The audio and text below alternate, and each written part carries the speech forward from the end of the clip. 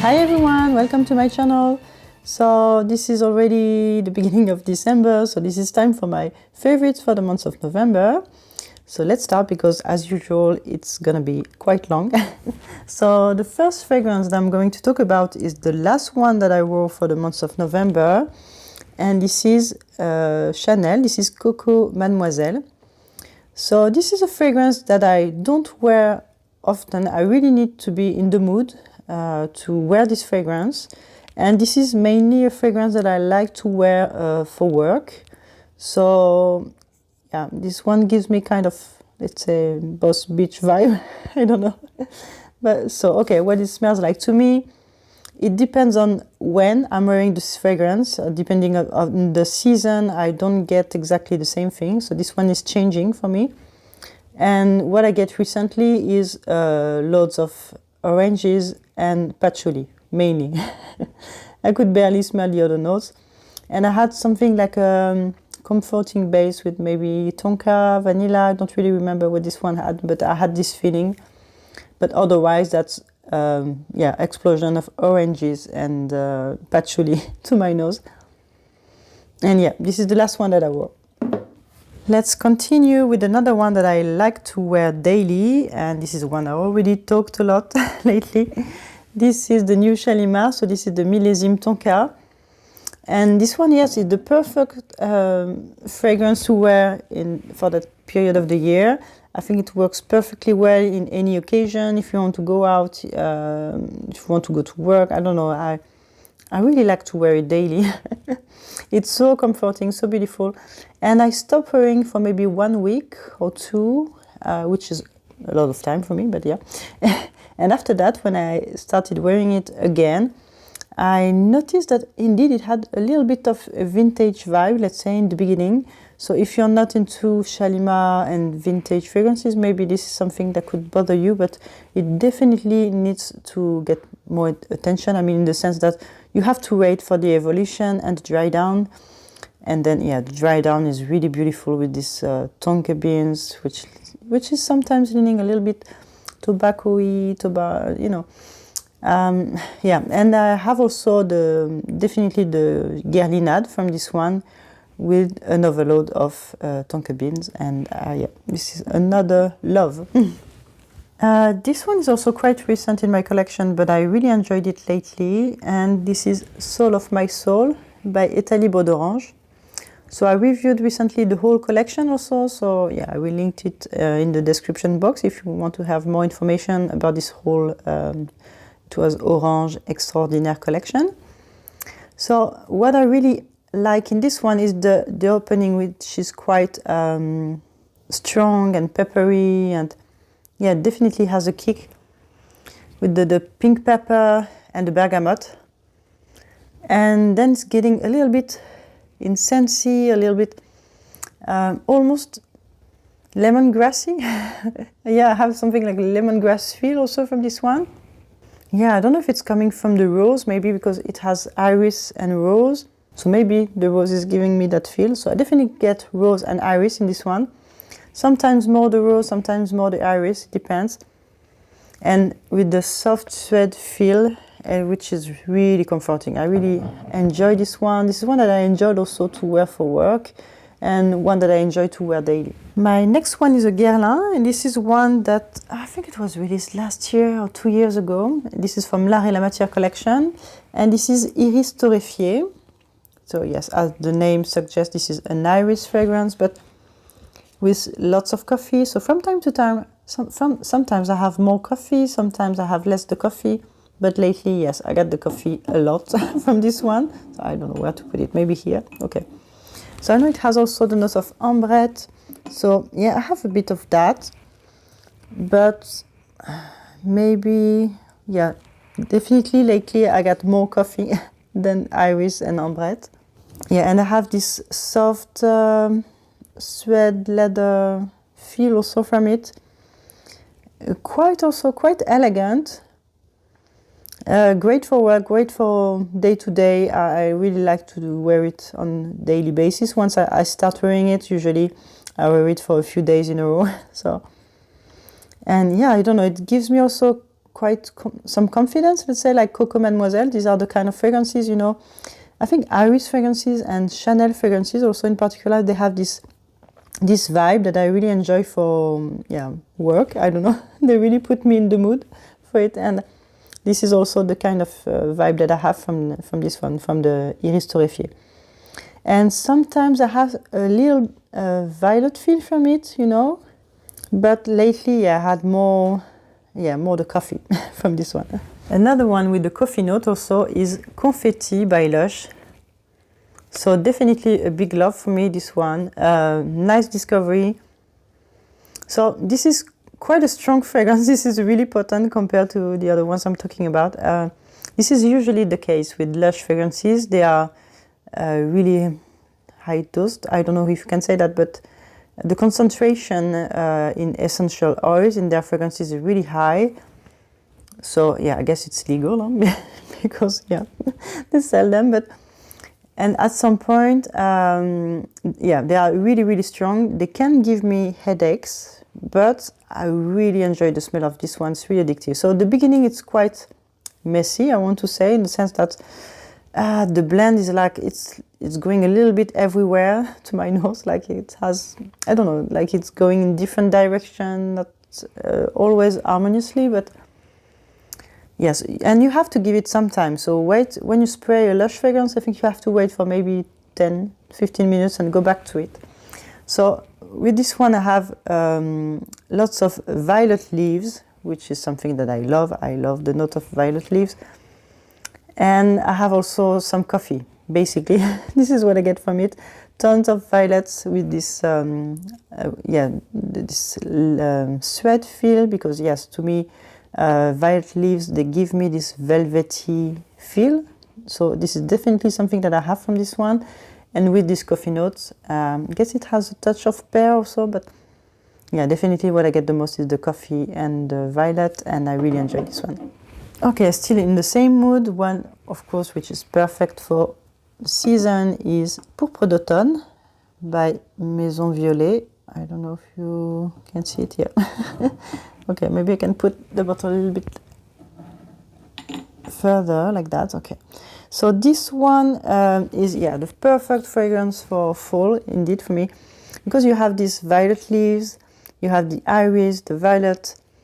So this is mainly, let's say, a violet, plum, rose fragrance to me. It has some similarities with some other fragrances that I have, like Missia, for example, a little bit with Confetti. I really like this kind of fragrance.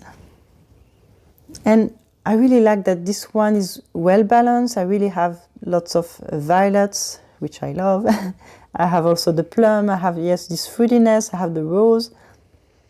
And the longevity is really good. The fragrance is good. So I really like this one. Definitely my favorite one from the Maison Violet so far. I have not tried yet, again, the new release, which is Abîme. So I don't know. Tell me if you've tried this one, what you think about Abîme, but I've not tried that one so far. Okay, so let's continue with Plum, and my next one is Widian II. Okay. I don't have many fragrances from this brand, but I think they are really qualitative. So when I love one of them, I really love it.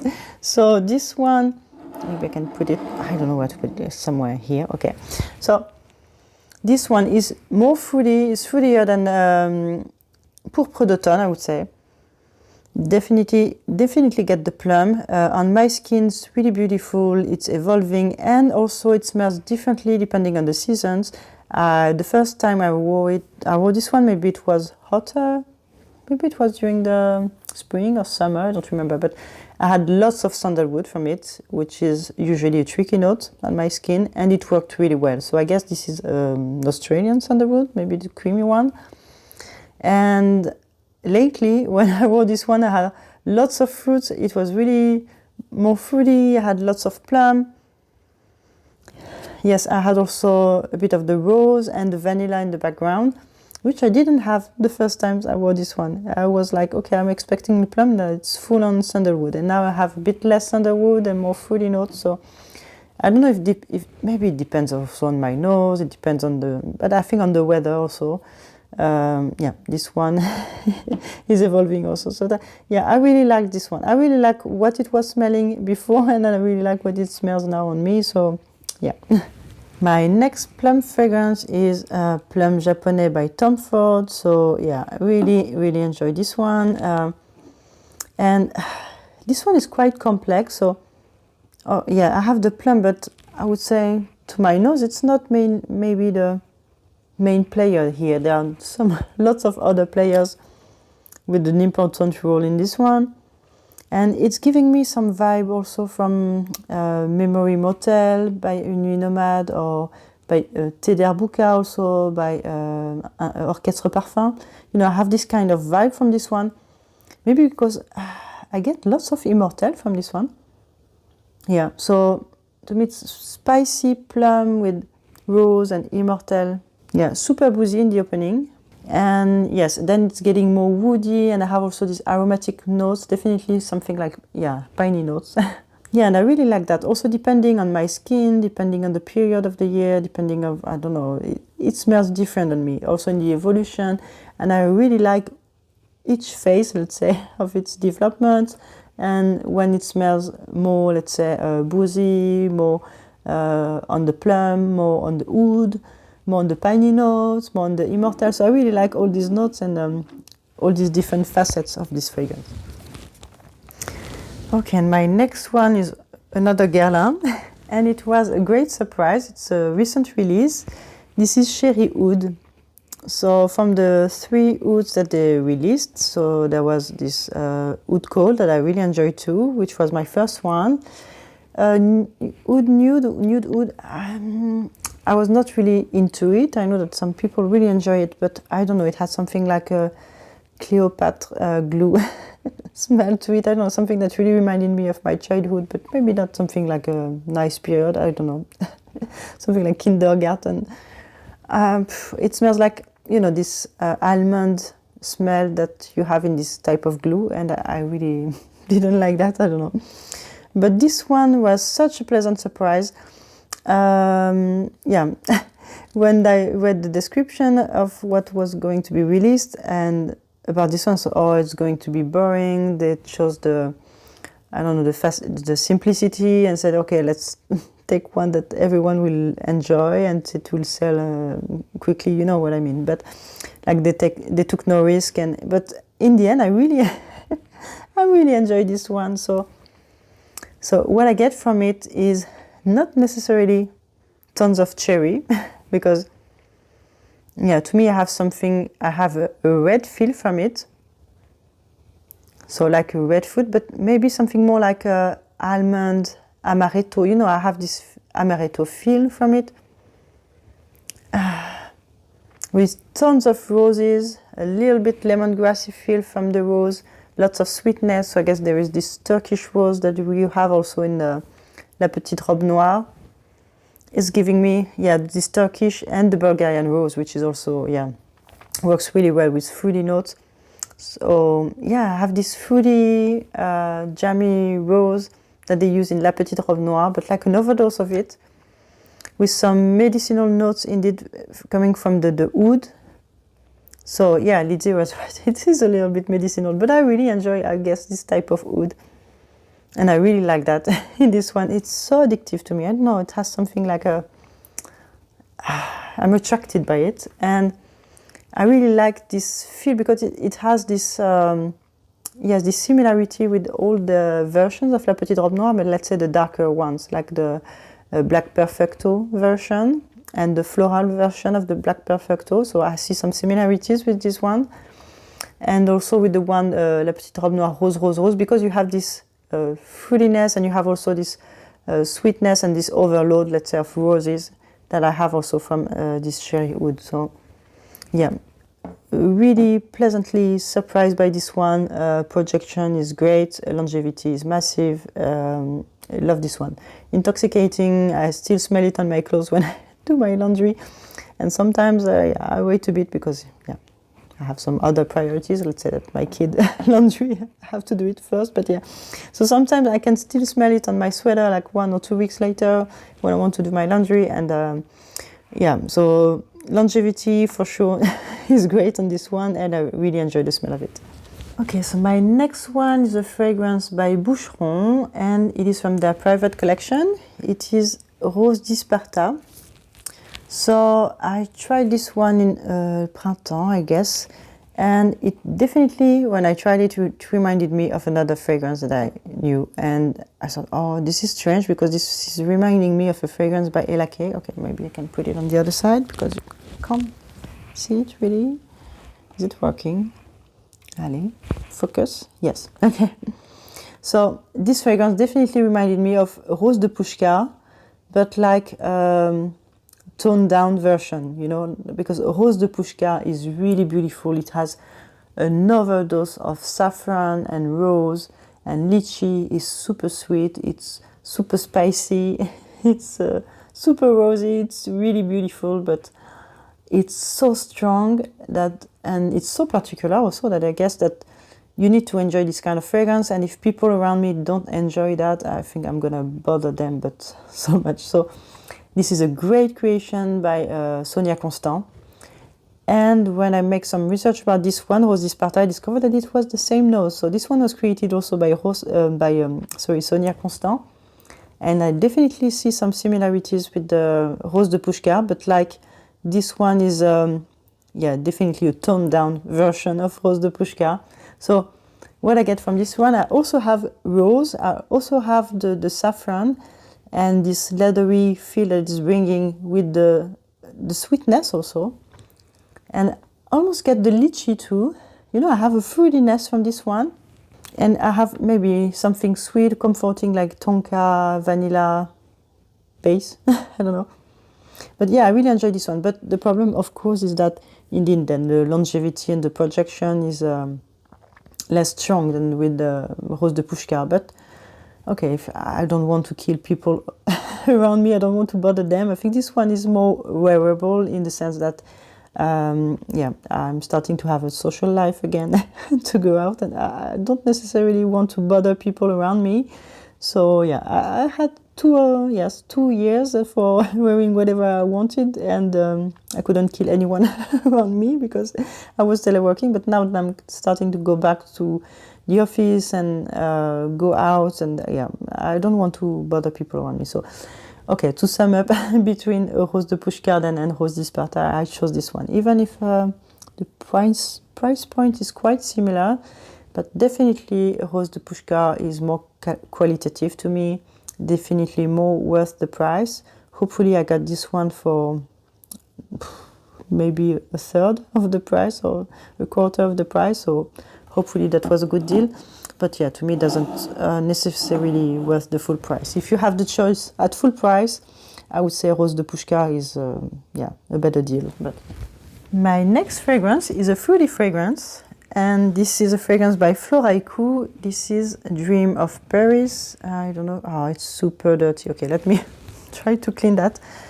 I'm wearing a lot of hand cream because, yeah, it's really, really dry and cold here in the north of France.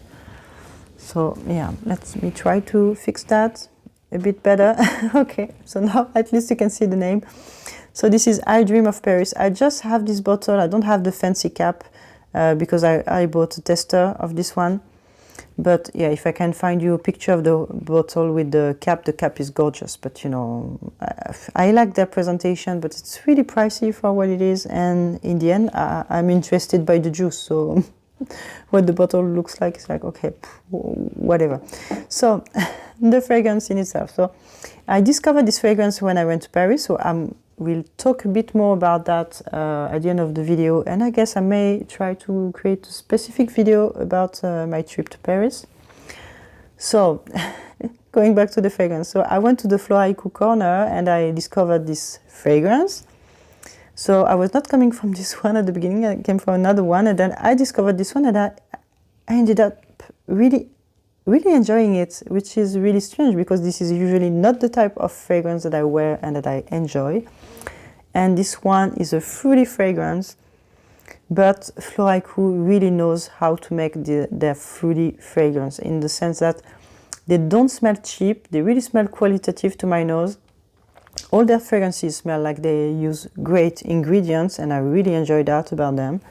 And yeah, it could be a fragrance that you smell at the designer counter, let's say. This is that type of fragrance, but with the quality of what I expect from a brand like Floraiku or Memo, yeah. So this one has tons of roses to my nose with lots of sweetness. It's really, really sweet fragrance coming from all these fruits. So it's like syrupy almost, like I don't know, fruit cocktail, syrupy fruit cocktail. So maybe the apple is the note that I get the most, like, I don't know, like a red or green apple with tons of roses, and mainly that's it. So let me read the notes maybe for this one, because yeah, that may be interesting, because the blend is really, really well made. So it's really hard for my nose to pick up the other notes, apart from the rose and from this fruity cocktail, let's say, but yeah. So what do we have for this one? Okay, so on Fragrantica they said Turkish rose, May rose, Turkish rose oil, plum, apple, blood orange, mandarin orange, leather, gooseberry, I don't know what it is, maybe red fruit, gaiac wood, geranium, vetiver, davana, patchouli, myrrh, and olibanum. So, okay, I don't really have the intensity feel from the olibanum, because yeah. But I don't know, in the end it's working really well. I really like the mix with this. Maybe the Davana fruity feel makes me think a little bit with the patchouli of Montparis, but like a great version of it, you know. I don't know. I don't mean that Montparis is not great. I have it, but I don't know. It smells like really good, and it's not necessarily my type of fragrance. So that was the surprise, let's say, of the trip. I didn't buy it there because it was quite expensive at the counter, and in the end I found it for a really cheap price on the internet. So yeah, I bought a tester from a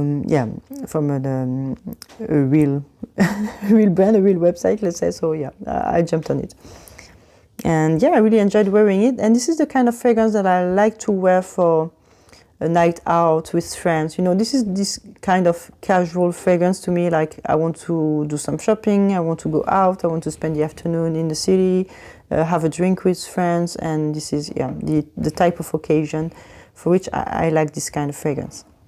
My next one is also Floraiku. I already talked about this one, and this is also a fruity fragrance. So this one is And Your Lips. So I have the cap for this one, really pretty cap. Okay, let's put it there, maybe, because it's really heavy with the cap. Okay, so And Your Lips to me opens with a really fruity, also it has a really fruity sweet opening, and directly you go into, I don't know, more floral aromatic path. You go through this path, you know, and it was quite a surprising fragrance to me, because I didn't expect it to have this fruity lavender and to really enjoy it that much also, and I really liked it. I finished all the samples they sent me. That was really clever move from them. Like, okay, let's discover our new fragrance. They sent me maybe 2 or 3 samples, and I finished them and say, okay, what am I doing now? Yes, okay, now I need a bottle of it. So yeah. So this is the same. I like to wear it in the same context than this one, when I go out, but also when I chill at my house, because it has this comforting note of lavender. So yeah, and yeah, so this one smells like a fruity lavender to me. It's supposed to have this note of jujube, but I don't know what it is. It's like a Himalayan fruit. I never saw that fruit in my life, so I don't know what it's supposed to smell like. They said that it's supposed to smell like candied apple. So yeah, okay, I can see that vibe here. And I also get this, the rose. So I guess it's something like a Turkish rose or Bulgarian rose, because you have this fruity touch from it, and a hint of jasmine, I would say. And the lavender, of course, yeah. And I'm wondering if it doesn't have this comforting background with some tonka beans or something like that.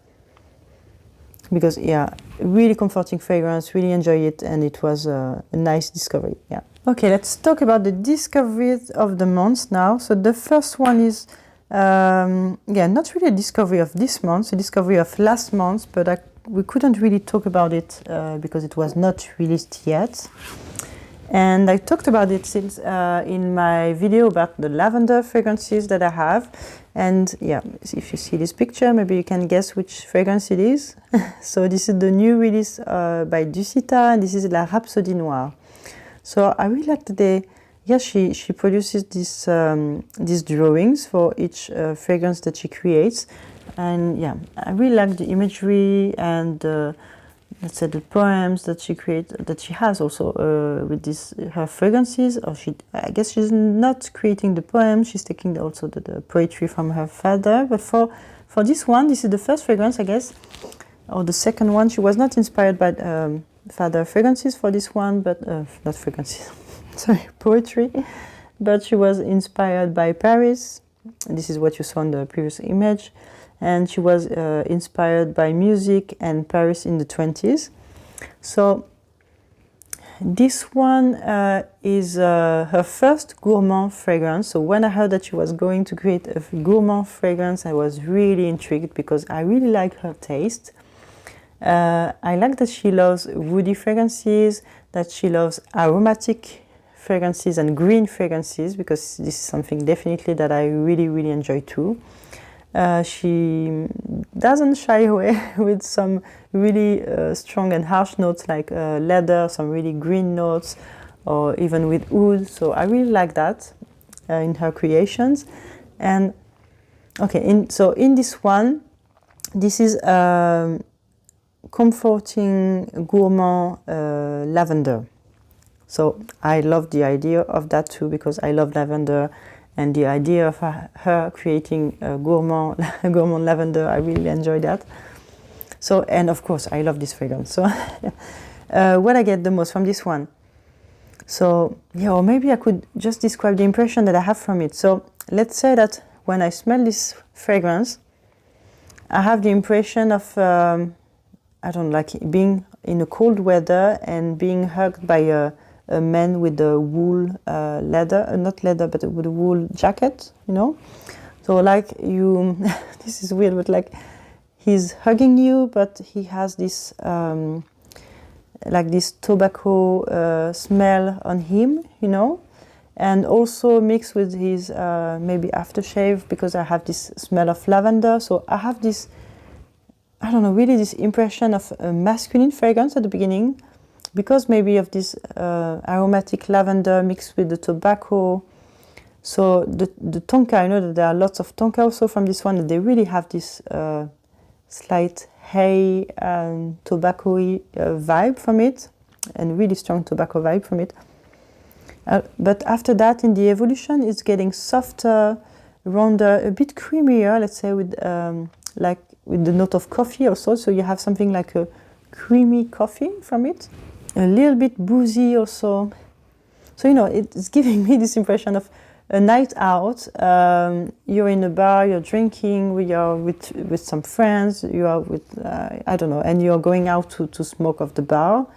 So you're going out and you are hugged by this guy, I don't know, who smells like maybe a little bit of booze and cigarette, and with this like lavender, you know, like fresh laundry or aftershave, I don't know. So this is the kind of imagery that I have from this one, and it's super, super comforting to me. And in the evolution, I have more and more tonka beans, so I have this almond feel from it, but also this tobacco feel. And it's getting more woody. I love the evolution of this one. I mean, it's a great fragrance. I love the ingredients. Both, yeah, it smells really great, and I also really, really enjoy the evolution of this one. Okay, then I have a rediscover fragrance. So as I said, I went to Paris and I stopped at Jovoy, and so I asked for a few samples of some fragrances that they had, and I asked for another sample because I finished my previous one. It was a really, really small one. I asked for a new sample of Cuoium, I don't know how you pronounce that, by Orto, Parisi. So this brand, when I discovered that brand, it was a real, a love at first sniff, let's say. I really enjoyed everything that I tried from the brand. Some are really great loves. They are really strong, to be honest. They are really potent fragrances, but I don't know, they are bold, but they are really great. I really enjoy what I smell from them. So this one is the strong leather fragrance. I can say that this is a strong leather fragrance. I forgot at which point it was, which extent it was strong, because as you can see, yeah, I wore a lot of this fragrance, and last time I wore it, I completely forgot that it was that strong. I oversprayed, and that was such a mistake. This is definitely not the kind of fragrance that you want to overspray. I almost killed myself. I mean, I suffocated for 1 hour. Honestly, for 1 hour I couldn't bear myself. Like it was awful. Not awful in the sense that I didn't enjoy it. I mean, that was kind of a weird feeling. Like I couldn't bear it, but on the other way, I just enjoyed it. It was kind of weird, but okay. So don't overspray that one, okay? This is really, really strong. This is a strong leather fragrance. And I have different facets of the leather. So I have a leather jacket, dirty leather boots, and it almost feels like, new tires. When you buy new tires to your car, you have this smell which is almost like leather, almost plasticky. I don't know how to say that, like almost gasoline. I have something like a gasoline leather, like tires feel, I don't know, and something smoky, almost burnt behind. And if you overspray, it's getting super, super smoky, so don't do that.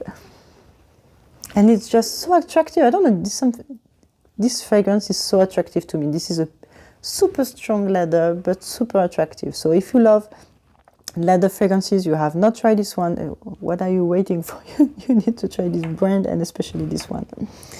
Okay, and the last discovery that I want to talk about, so just a little bit, because as I said, I'm going to make some dedicated videos about my trip to Paris, and I want to do one especially about this brand too. So I discovered the brand, which is this one, Coreterno, if I can focus again, yeah. And especially this fragrance, No Sleep, I really, really enjoy. So indeed, I got this one immediately. So I'm going to show you the bottle. In the meantime, yeah, the first time I heard about this brand, I was really intrigued. I guess it was Lola Scent who talked about the brand. I think she was also really intrigued about the brand, and she had the occasion to make a trip to, I don't remember which city or country, but she was able to try the brand, to try some fragrances, and she bought, I think it was Hardcore that she bought. I have not tried this one yet, but okay. So I was able to see these bottles, to see this brand, because they have a shop, a small shop at Printemps in Paris. And I was so happy to try this one, because I really wanted to try the brand. And this one was the one that I really enjoyed and ended up buying, because this is definitely my kind of fragrance. I mean, that's easy for me, in the sense that this is definitely the kind of fragrance that I love. So what does it smell? So I had something that reminded me a bit of Joyeuse Tubéreuse when I smelled that one. So it has this green feel from it, so these green flowers with some vanilla in the base. So this is basically something that I really enjoy in fragrances. And concerning the nose, so the ones that I'm picking, the most obvious I would say is the hyacinth. I don't know if you say that like that. So this is definitely something that I'm picking from this one, which is bringing this spring feel from this fragrance. It smells like spring. And also have, I think, lilies, because I had this impression of Joyeuse Tubéreuse, and to me, Joyeuse Tubéreuse is more about lilies than tuberose. So yeah, I think this one has lilies, maybe a hint of violet and vanilla. This is definitely what I get. After that, I don't know, maybe. Would say it has a vanillic, woody vanillic base. But no, okay, let me check the notes maybe, because maybe that would be easier with the notes. Okay, so what do they say? Fragrance curve. So it was created by Luca Maffei, okay. So here's the nose of this fragrance, and it has the note of hyacinth. Okay, so I was right about this one. For sure, this one is what I get the most, especially at the beginning. After that, I had more lilies. And yes, it has lilies too. So it has hyacinth, bergamot, white rose, lily, violet. Yeah, I had this little violet feel, jasmine. Okay, I wouldn't say jasmine, but okay, certainly. White wood, don't know what it means, but okay, woody. Vanilla, yes, I got this feel. And patchouli. Okay, I don't really get the patchouli, but okay, maybe. So, yeah, I really like that. I like the concept. I like their branding. I like the image of this brand. And yeah, I will definitely talk about more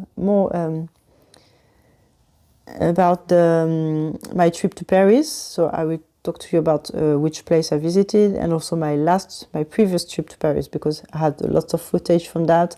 I didn't have time to make this video, so I will try to do this. And I want also to make a specific video about this brand, Coreterno. So stay tuned if you're interested by this one, because I bought the discovery set. I also had some other stuff like a candle and some travel sprayers, but because I really fell in love with this brand. So I'm definitely going to talk a bit more about it. So voilà, I hope that you enjoy my favorites for the month of November. Tell me what you've been wearing this month, and I hope to see you soon in my next video. Bye!